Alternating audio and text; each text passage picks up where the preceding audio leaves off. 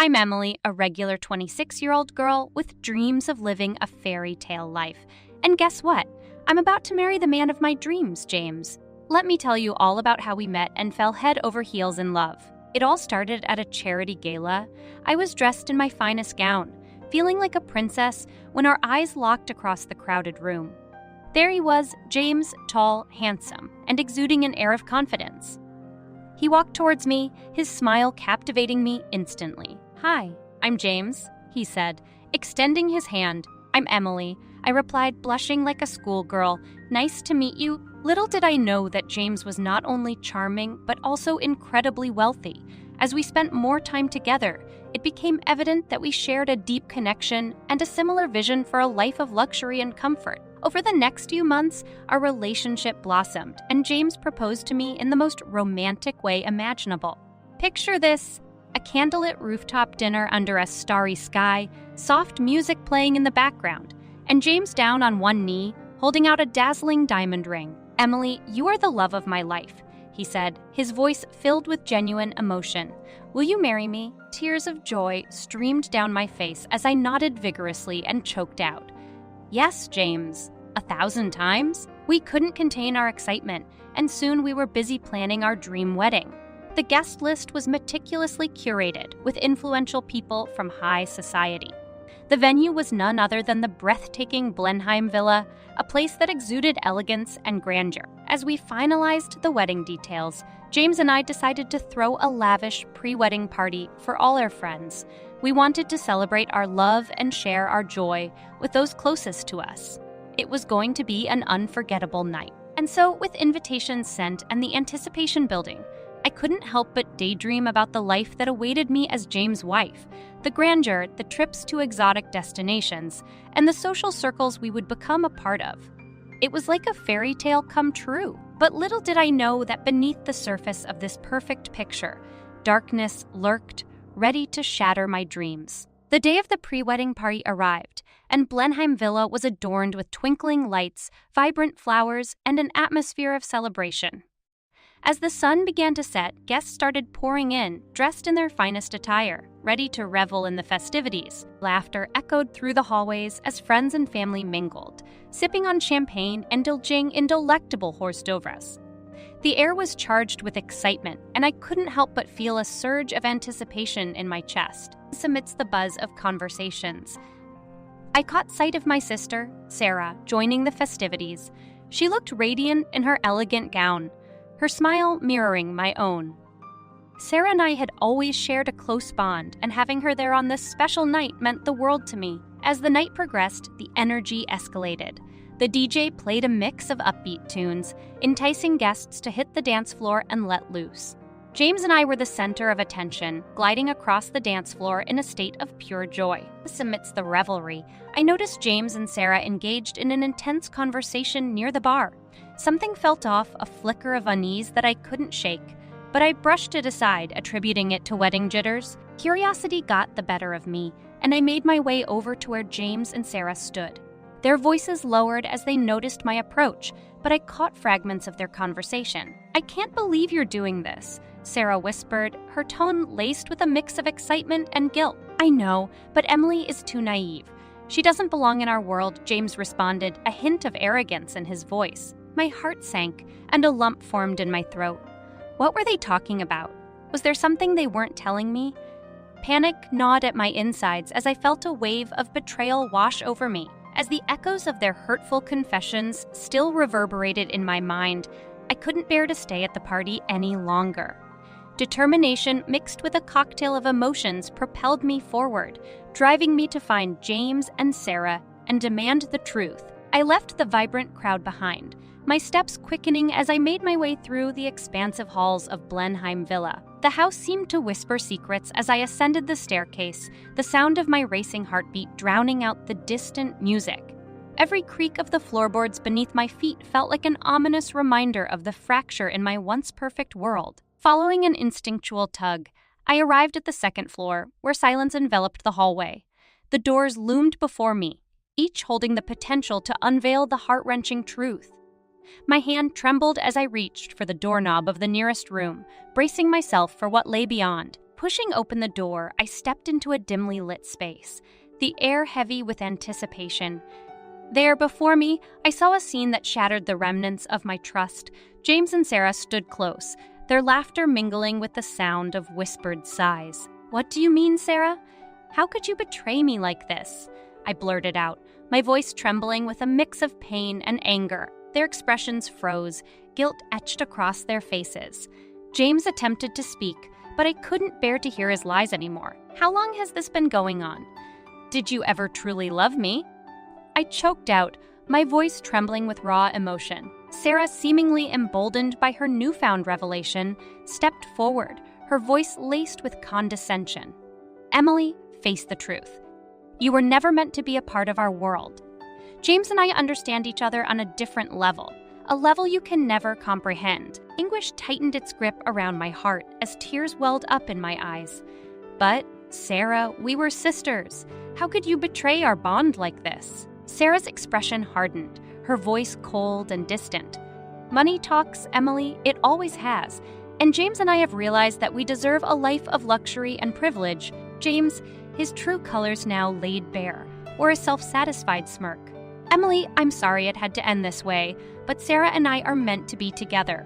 We're building a future that you could never be a part of." The pain surged through me, mingling with a newfound sense of anger and determination.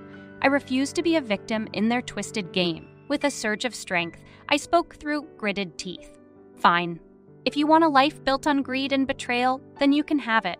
But know this. I will never forget what you've done, and I will make sure you both regret this." Their expressions faltered for a moment, caught off guard by my resolute determination. But as they recovered, James simply shrugged, an air of arrogance lingering around him. "Do whatever you want, Emily. It won't change the fact that Sarah and I are meant." With that, I turned my back on them, leaving the room that held the remnants of my shattered dreams. As I walked away, the weight of their betrayal settled on my shoulders, fueling a fire within me.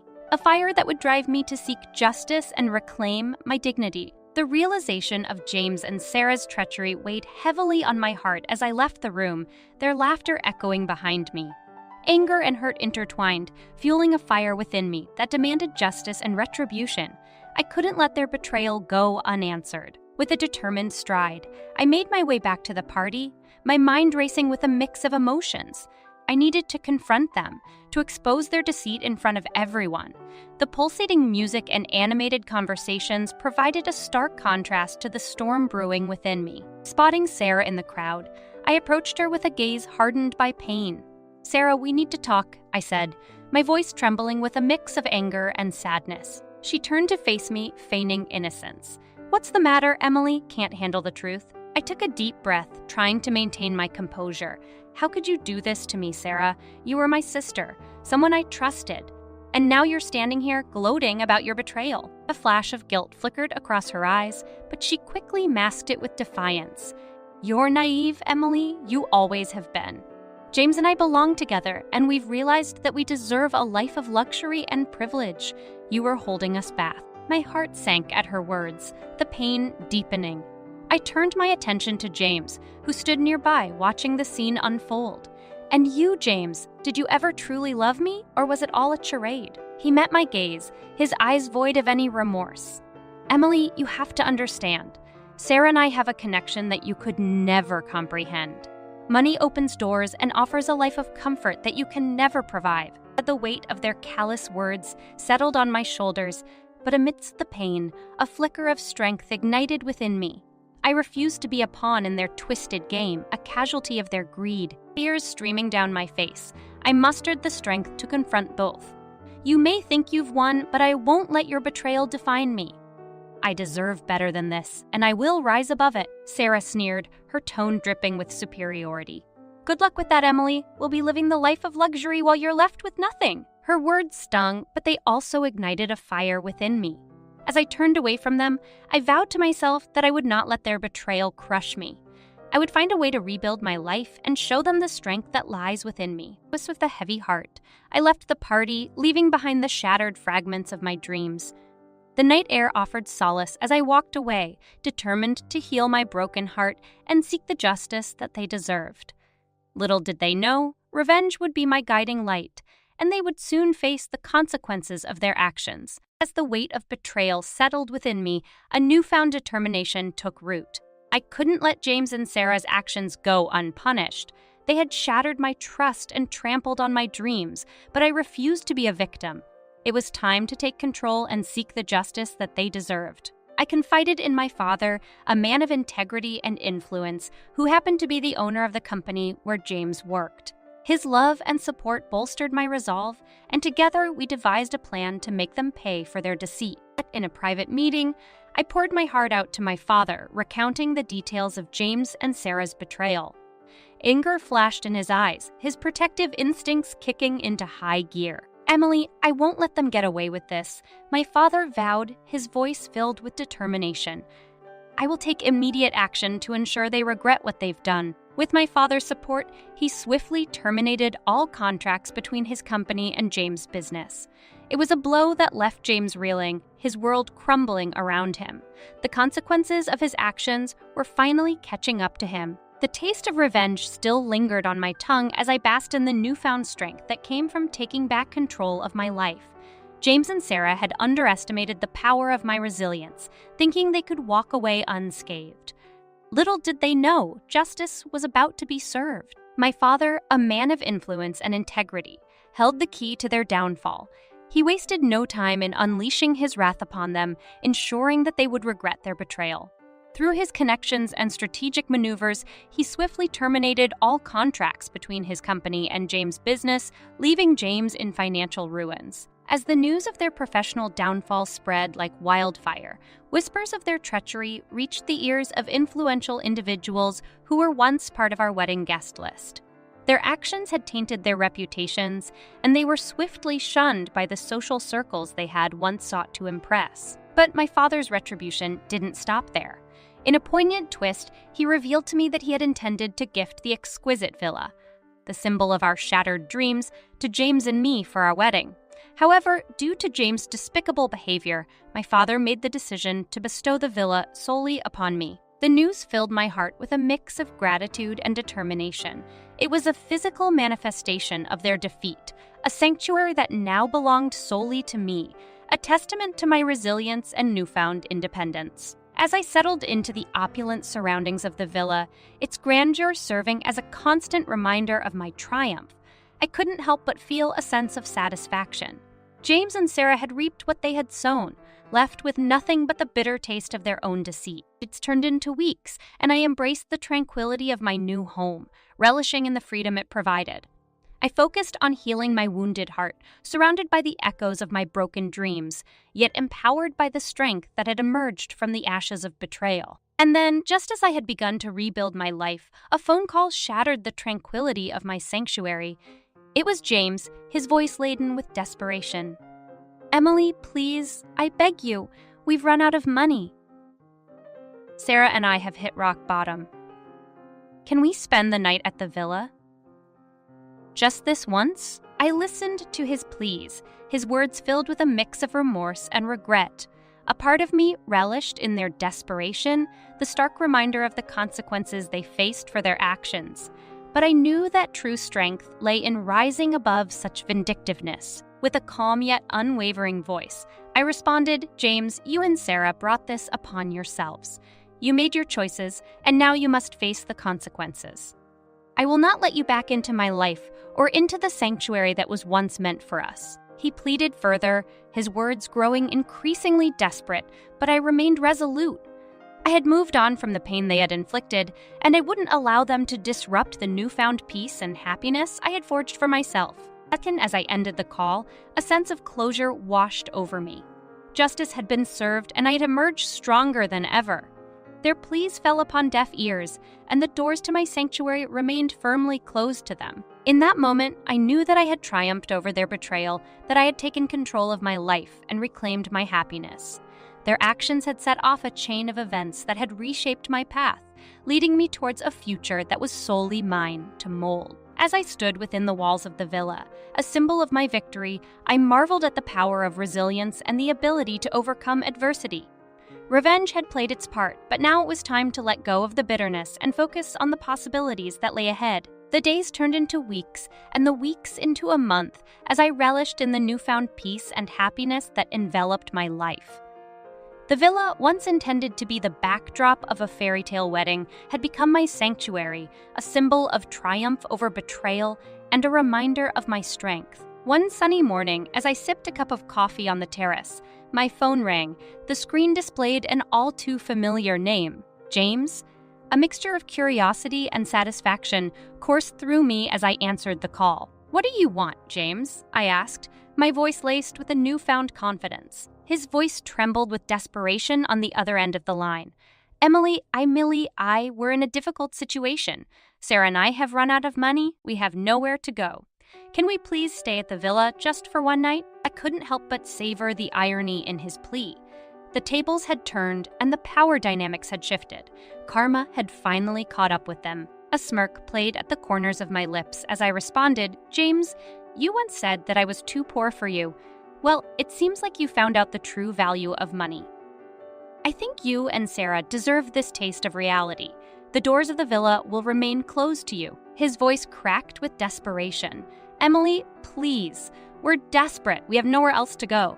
"And whose fault is that?" I retorted, my tone firm. "You made your choices, James. Now you have to face the consequences." Ending the call, I felt a surge of satisfaction.